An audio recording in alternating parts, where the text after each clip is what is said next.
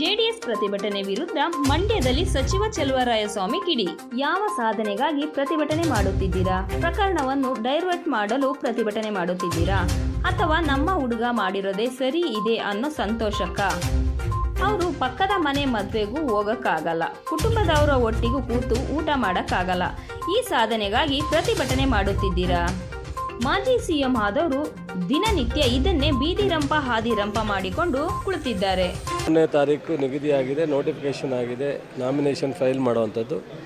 So ನಮ್ಮ ಜಿಲ್ಲೆಯವರೇ ಆದಂಥ ಈಗಾಗಲೇ 3 ಬಾರಿ ಸತತವಾಗಿ ಟೀಚರ್ 4 ಬಾರಿ ಚುನಾವಣೆ ಗೆದ್ದು ಆ ಕ್ಷೇತ್ರದಲ್ಲಿ ಭಾಳ ಯಶಸ್ವಿಯಾಗಿ ಜನಪ್ರಿಯತೆಯನ್ನು ಗಳಿಸಿರ್ತಕ್ಕಂಥ ಮರ್ತಿಬೇಗೌಡರಿಗೆ ಮತ್ತೊಂದು ಅವಕಾಶಕ್ಕೆ ನಮ್ಮ ಪಕ್ಷ ಸಿದ್ದರಾಮಯ್ಯನವರು, ಡಿ ಕೆ ಶಿವಕುಮಾರು ಅವಕಾಶ ಮಾಡಿಕೊಟ್ಟಿದ್ದಾರೆ.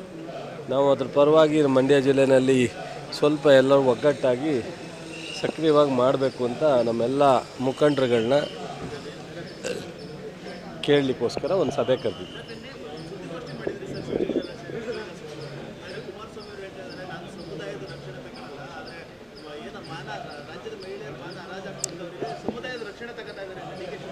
ಯಾರು ರಾಜ್ಯದ ಮಹಿಳೆಯರನ್ನ ಮರ್ಯಾದೆ ತೆಗೆದಿರೋರು?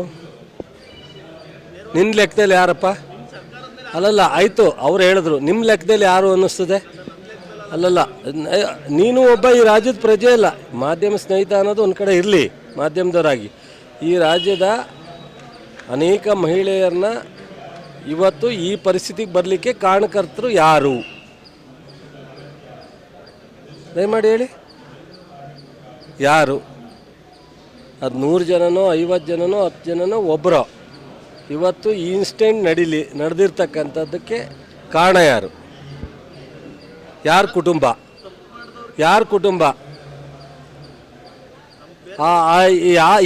ಏನು ಸಾಧನೆಗೋಸ್ಕರ ಪ್ರತಿಭಟನೆ ಮಾಡಿಸ್ತಾ ಇದ್ದಾರೆ? ಯಾವ ವಿಚಾರಕ್ಕೆ ಪ್ರತಿಭಟನೆ ನಡೀತಾ ಇದೆ?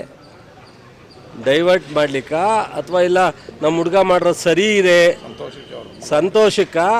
ಇಷ್ಟೂ ಜನ ಕುಟುಂಬ ಬೀದಿಗೆ ಬಂದಿದ್ದಾರಲ್ಲ, ಅವ್ರ ಕುಟುಂಬದಲ್ಲಿ ಪಕ್ಕದ ಮನೆ ಮದುವೆಗೆ ಹೋಗೋಕ್ಕೆ ಯೋಚನೆ ಮಾಡುವಂಥ ಪರಿಸ್ಥಿತಿ, ಮನೆಯಲ್ಲಿ ಒಟ್ಟಿಗೆ ಕೂತ್ಕೊಂಡು ಊಟ ಮಾಡೋಕ್ಕಾಗದೇ ಇರೋ ಪರಿಸ್ಥಿತಿ ಇದಾರಲ್ಲ ಕುಟುಂಬ. ಅದೆಲ್ಲ ಸಾಧನೆ ಏನೋ ಒಂದು ಕಾರಣಕ್ಕೋಸ್ಕರ ಪ್ರತಿಭಟನೆನ ಯಾವ ವಿಚಾರದಲ್ಲಿ ಪ್ರತಿಭಟನೆ ಮಾಡಬೇಕು ಅದು ಮಾಡಿದ್ರೆ ಅದಕ್ಕೆ ಅರ್ಥ ಇರ್ತದೆ. ಒಬ್ಬರು ಮಾಜಿ ಮುಖ್ಯಮಂತ್ರಿಗಳಾಗಿರ್ತಕ್ಕಂಥವ್ರು ಈ ಥರ ದಿನನಿತ್ಯ ಇದನ್ನೇ ಒಂದು ಬೀದಿರಂಪ ಆದಿರಂಪ ಮಾಡ್ಕೊಂಡು ನಿಂತಿರ್ತಕ್ಕಂಥದ್ದು ಎಷ್ಟರ ಮಟ್ಟಿಗೆ ಸರಿ ಅಂತ ಅವರೇ ಯೋಚನೆ ಮಾಡಬೇಕು. ನಾವು ಇದ್ರ ಬಗ್ಗೆ ಹೆಚ್ಚು ಮಾತಾಡಲಿಕ್ಕೆ ನಮಗೆ ಮುಜುಗರ ಆಗಿ ನಿನ್ನೆ ಮಾಧ್ಯಮದಲ್ಲಿ ಹೇಳಿದ್ದೀವಿ. ಇವತ್ತೇನೋ ನಾನು ಪವರ್ ಟಿ ವಿಲಿ ನೋಡ್ತಿದ್ದೆ. ಪವರ್ ಟಿ ವಿನಲ್ಲಿ ಅವನು ಕೆಲವಾರು ಕ್ವಶನ್ ಆಗ್ತಾಯಿದ್ದ. ಹಿಂದೆ 6 ತಿಂಗಳಿಂದ ನೀವೇ ನನಗೆ ಮಾತಾಡಿದ್ರಿ, ಈ ವಿಚಾರ ನನಗೆ ಗೊತ್ತಿದೆ ಅಂತ ಹೇಳಿದ್ರಿ ಅಂತೆಲ್ಲ ನೋಡಿದ್ರಾ? ಪವರ್ ಟಿ ವಿಲಿ ಯಾರೋ ಇದ್ದಾರಾ? ಹೌದಾ? ಹಂಗಾರೆ ಈಗ ಯಾರ ಪರ ಸ್ಟ್ರೈಕ್ ಮಾಡ್ತಾವ್ರೆ? ಈಗ ಆ ಹೆಣ್ಣುಮಕ್ಕಳು, ಆ ಸಂತ್ರಸ್ತರ ಬಗ್ಗೆ ಇವರು ಅನುಕಂಪ ತೋರಿಸ್ಲೇ ಇಲ್ವಲ್ಲ. ಅವ್ರಿಗೆ ಅಟ್ಲೀಸ್ಟು ನಾವು ಸಾರಿ ಕೇಳಲೇ ಇಲ್ವಲ್ಲ. ಇವರು ನಿಮಗೆ ಅನ್ಯಾಯ ಆಗಿದೆ, ಅದ್ರ ಬಗ್ಗೆ ನಾವು ಇದ್ದೀವಿ ಅಂತ ಹೇಳಲೇ ಇಲ್ವಲ್ಲ.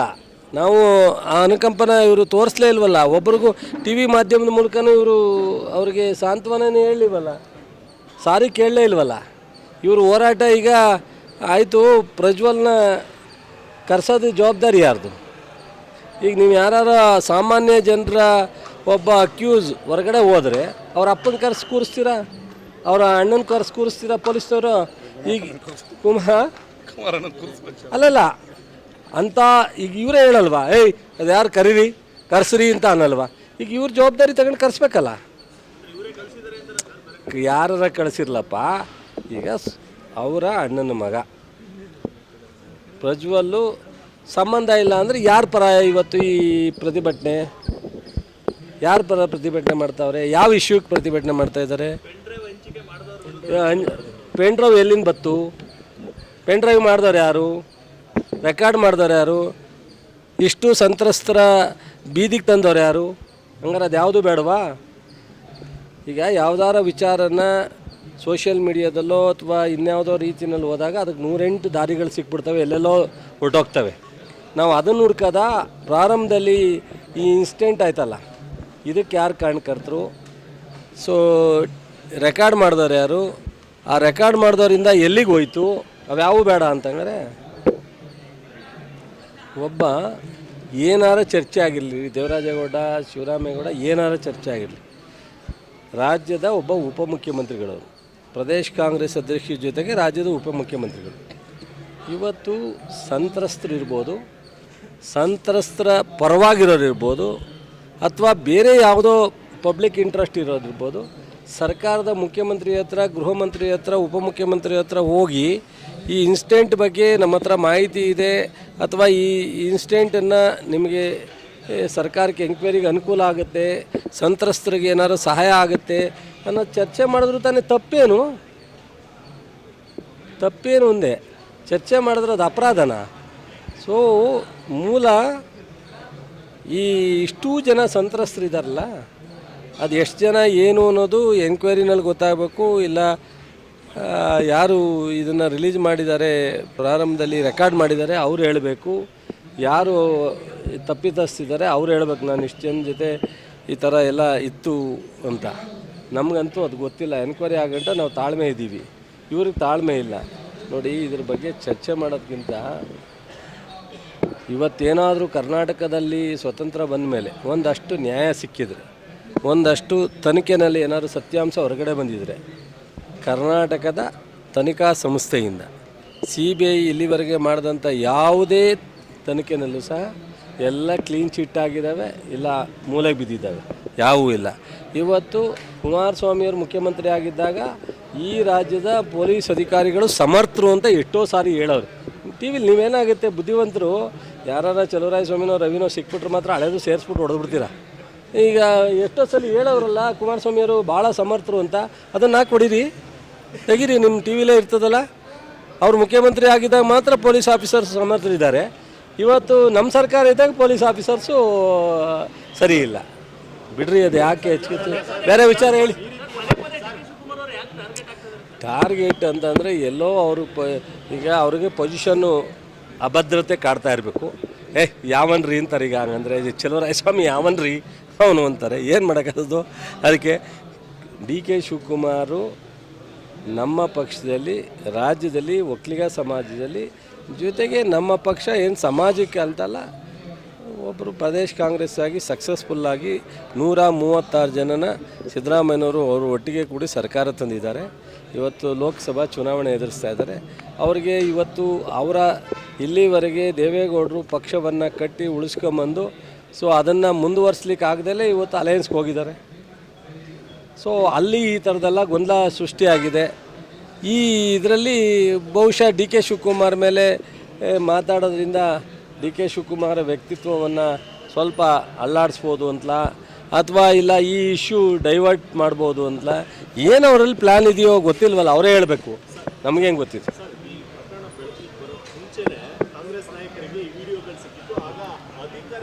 ನೋಡ್ರಿ ಗುರು, ಸುನಿ ಭಾಳ ತಪ್ಪಾಗಿ ಮಾತಾಡಬೇಡಿ. ಅವ್ರು ಹೇಳಿದ್ರು ಅಂತ ನೀವು ಹೇಳಬಾರ್ದು. ಹೇಳಿದ್ದೇ ಕೇಳಬೇಕು ಅಂತ ಏನು ನಿಮಗೂ ಕಾನೂನಿಲ್ಲ. ಕೇಳಿಲಿ, ಒಂದು ನಿಮಿಷ. ಆರೋಪ ಮಾಡಿದ್ದೆಲ್ಲನೂ ನೀವು ಪ್ರಶ್ನೆ ಮಾಡೋದು ಸೂಕ್ತ ಅಲ್ಲ. ನೀವು ಅದನ್ನು ವಿಮರ್ಶೆ ಮಾಡಬೇಕು. ಸೊ ಯಾರು ಇವನು ಡ್ರೈವರ್ ಇದ್ದಾನೆ, ಡ್ರೈವರ್ ಹೇಳ್ತಾನೆ 1 ವರ್ಷ ಮುಂಚಿತವಾಗಿ ದೇವರಾಜೇಗೌಡನ ಕೈಲಿ ಕೊಟ್ಟೆ ಅಂತ. ದೇವರಾಜೇಗೌಡ ನಾನು ಕ್ಯಾಂಡಿಡೇಟು BJPನಲ್ಲಿ ಕ್ಯಾಂಡಿಡೇಟ್ ಆಗಿದೆ ಅಂತಾನೆ 1 ವರ್ಷ ಮುಂಚಿತವಾಗಿ. ಪವರ್ ಟಿವಿಗೆ ಹೇಳ್ತಾರೆ, ನನಗೆ 6 ತಿಂಗಳು ಮುಂದೆಲೇ ನನಗೆ ಗೊತ್ತಿತ್ತು, ಫೋನ್ ಮಾಡಿದ್ರು, ಬಟ್ ನಾನು ಅಮಿತ್ ಶಾನು ನಂಗೆ ಹೇಳಿದ್ರು ಬೇಡ ಅಂತ ಟಿಕೆಟು, ನಾನು ಹೇಳಿದೆ, ಹಂಗೂ ಹಠ ಮಾಡಿ ನಮ್ಮ ಮನೆಯಲ್ಲಿ ಟಿಕೆಟ್ ಕೊಟ್ಟರು ಅಂತ ಕುಮಾರಸ್ವಾಮಿಯವರೇ ಇದಕ್ಕಿಂತ ಮೊದಲು ಪವರ್ ಟಿವಿ ಜೊತೆ ಮಾತಾಡ್ತಾರೆ.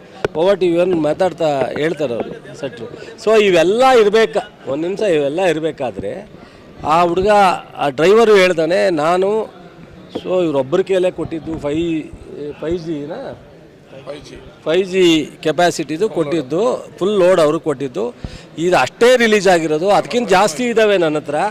ನಾನು ಕೊಟ್ಟಿದ್ರೆ ಜಾಸ್ತಿ ರಿಲೀಸ್ ಆಗಿರೋದೆಲ್ಲ ಸಿಕ್ತಿತ್ತು, ಅವ್ರ ಹತ್ರ ಮಾತ್ರ ರಿಲೀಸ್ ಆಗಿರೋದ್ರಿಂದ ಇಟ್ಟು ಅಂತಾರೆ.